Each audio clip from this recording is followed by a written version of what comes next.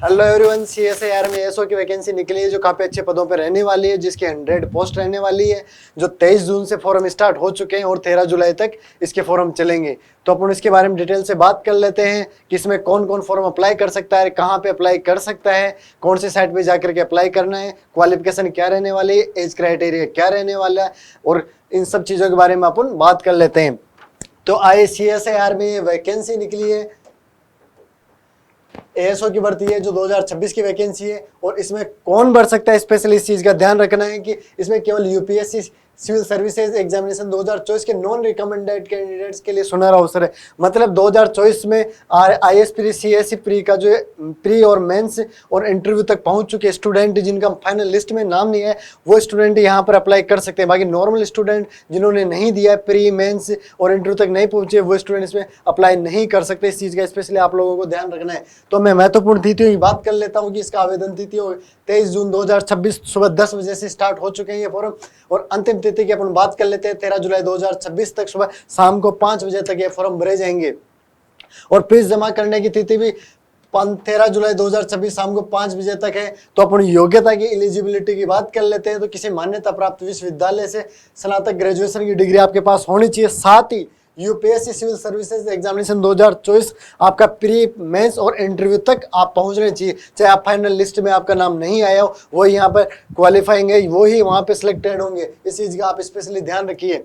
और पदों का वर्गीकरण में बता देता हूं कि इसमें मल्टीपल पद आए हैं, जिसमें एएसओ के अंदर जो यहाँ पे सेक्शन ऑफिसर रहने वाला है, जनरल कैटेगरी जो 61 पोस्ट है, असिस्टेंट सेक्शन ऑफिसर की फाइनेंस और अकाउंट की पोस्ट में 18 पोस्ट है, असिस्टेंट सेक्शन ऑफिसर में स्टोर और परचेज की 21 पोस्ट है। कुल मिला के देख लिए 100 पोस्ट रहने वाली है।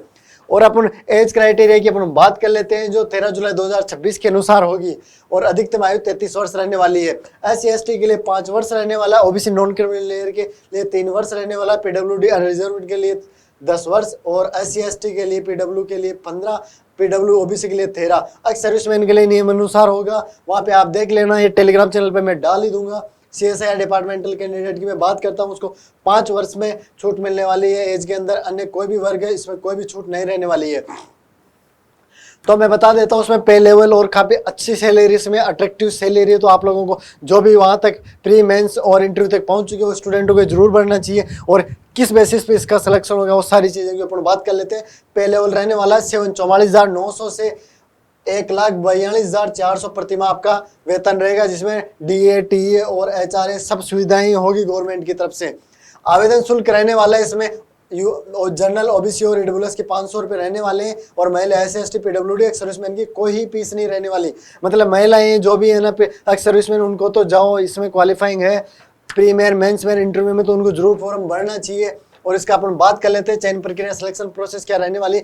सबसे पहले जिनका प्री, मेंस और इंटरव्यू तक पहुंच चुके स्टूडेंट वो इसमें अप्लाई कर देंगे, तो वहां पे शॉर्ट लिस्टिंग होगी। उसके बाद में आपका शॉर्ट लिस्टिंग होने के बाद उसका नाम डाला जाएगा आप लोगों का। तो यूपीएससी CSE 2024 के मेंस प्रीलिम्स टेस्ट के अंकों के आधार पर 1:5 के, इस चीज का विशेष रूप से आप लोग ध्यान रखना, 1:5 के अनुपात के विद्यार्थियों को शॉर्ट लिस्ट किया जाएगा। मतलब न्यूनतम 5 स्टूडेंट, है ना। और सेकंड चरण की बात कर लेते हैं, कंप्यूटर प्रोफिशिएंसी टेस्ट होगा, CPT होगा आप लोगों का। CPT केवल क्वालिफाइंग नेचर का होगा, उसके नंबर कहीं पे भी नहीं जुड़ने वाले हैं आप लोगों के।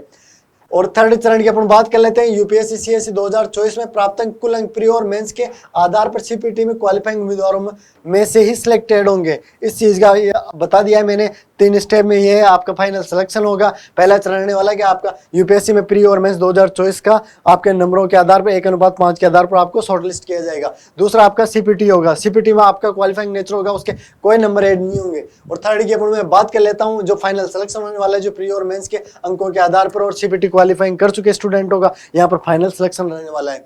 और CPT की जानकारी के लिए मैं बता देता हूँ, CPT आपकी रहने वाली है यहाँ पर 100 अंक की आपकी रहने वाली है। और समय उसका आपको 1 घंटा मिलने वाला है। और केवल क्वालिफाइंग नेचर का होगा। परीक्षा में केवल वो ही विषय पूछे जाएंगे, इसमें MS वर्ड, टाइपिंग, वर्ड्स होंगे, प्रोसेसिंग होगी, एक्सेल शीट होगी और पावर पॉइंट होगा, सामान्य प्रेजेंटेशन और सामान्य ऑफिस कार्य होंगे। ये सब चीज़ें ही आपको CPT में पूछा जाएगा। तो इसलिए कोई बड़ा वो नहीं है सिलेबस, आप चीज़ें देख करके आप अप्लाई कर लेना और अच्छे से अप्लाई करना है। मैं बता देता हूँ इसमें क्वालिफाइंग में और एक चीज़ और, इस क्वालिफाइंग में क्वालिफाइंग क्राइटेरिया भी रखा है। कि आपको क्वालिफाइंग करना है, किस कैटेगरी के लिए कितना क्वालिफाइंग नंबर चाहिए आपको। जनरल के लिए 40 नंबर चाहिए, ईडब्ल्यूएस के लिए 37 चाहिए, ओबीसी के लिए भी 37 चाहिए, एससी के लिए 35, एसटी के लिए 35, पीडब्ल्यूडी के लिए 30 अंक चाहिए।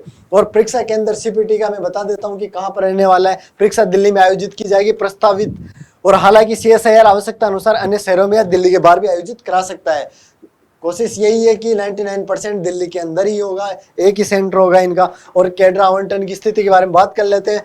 तो एक ही मेरिट लिस्ट तैयार की जाएगी आप लोगों की। सामान्य वित्तीय लेखा तथा भंडारों क्रय कैडर का आवंटन मेरिट और आवेदन पत्र में भरी गई पसंद के आधार पर किया जाएगा। इस चीज का आप स्पेशल ध्यान रख लीजिए।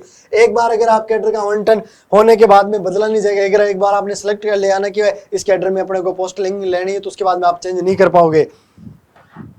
अपन और बात कर लेते हैं टाई की स्थिति में क्या निर्णय रहेगा। यूपीएससी सीएससी 2024 में मेंस के अधिक अंक आने वाले उम्मीदवार को प्राथमिकता पहले दी जाएगी। जन्म तिथि बर्थडे आयु उम्मीदवार को वरीयता दी जाएगी। आवश्यक योग्यता डिग्री पहले प्राप्त करने वालों को यहाँ पर पहले वरीयता दी जाएगी। उम्मीदवार के नाम के पहले अक्षर के आधार पर भी, अल्फाबेटिकल ऑर्डर के आधार पर भी दी जाएगी। अन्य महत्वपूर्ण सुविधाएं की बात कर लेते हैं कि इसमें सीएसआईआर में क्या क्या सुविधाएं मिलने वाली है। डीए, एचआरए, टीए, अन्य भत्ते जो केंद्र सरकार के नियमानुसार मिलते हैं। सरकारी आवास मिलेगा आप लोगों को उपलब्ध है उनके अनुसार। चिकित्सा की सुविधा मिलेगी, एलटीसी, एचबी आदि उपलब्ध रहेंगे। न्यू पेंशन सिस्टम भी रहेगा, एनपीएस रहेगा, लागू रहेगा, जो 1/1/2004 से ही है। पूरे भारत में किसी भी लैब संस्था यूनिट में नियुक्ति स्थानांतरण संभव रहेगा। और आवेदन आपको कैसे करना है, जाकर के आवेदन आपको करना है recruitment.csir.res.in इस वेबसाइट पे जाकर के आपको आवेदन करना है, और आवेदन आज ही कर दीजिए। मैं इसको आप पूरा डिटेल से नोटिफिकेशन टेलीग्राम चैनल पे डाल दूंगा, और वहाँ पे जाकर के आप पूरा डिटेल से देख लेना, और इसको अपने दोस्तों का अधिक से अधिक शेयर कर देना। All the best.